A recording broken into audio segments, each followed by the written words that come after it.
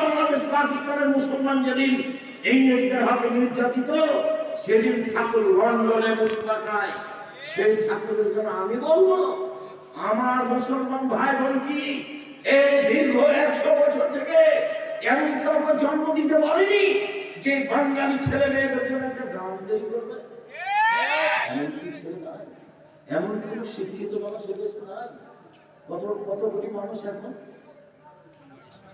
18 কোটি মানুষ। 18 কোটি মানুষের কারো ছেলে মেয়ে নাই একটা যার মুখে গানটা একটু চলে স্কুলে? ছি ছি ছি ছি ছি। নওয়াজুবিল্লাহ মিন যালিক। মনে রাখবেন আপনারা দেখবেন দেহে সস্তা গান ঠাকুরের গান মুখে উচ্চারণ করুন। ঠাকুরের গান আমি বলার জন্য জন্ম নিইনি, ঠাকুরের গানকে উৎখাত করার জন্য জন্ম নিয়েছি। সিলেক্ট করে উপস্থিত হলাম 5,000 কোটি টাকার মামলা। কি আমি বলেছি, ও কালিমা তোমার আকাশ, ও কালিমা তোমার বাতাস, তোর বাপের আকাশ। এই কথা বলে আমি ঠাকুরের নিন্দা করেছি, তাই মানহানির মামলা। কাঠগড়ায় যখন দাঁড়ালাম তখন জজ আমাকে বলছে, আপনি কি পিস টিভির আলোচক?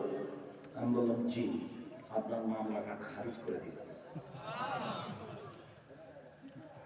আমি ঠাকুরের নিন্দা করিনি। ঠাকুর আবার কে?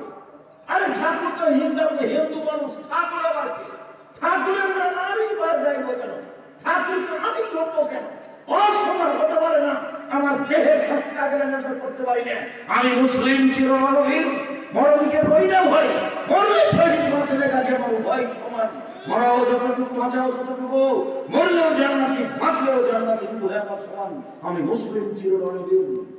আমি ঠাকুরের গানকে কবর দিতে এসেছি, ওকে জাতির সামনে রাখতে আসেনি। ঠাকুর আমাকে। সম্মানিত দিনী ভাই বোন,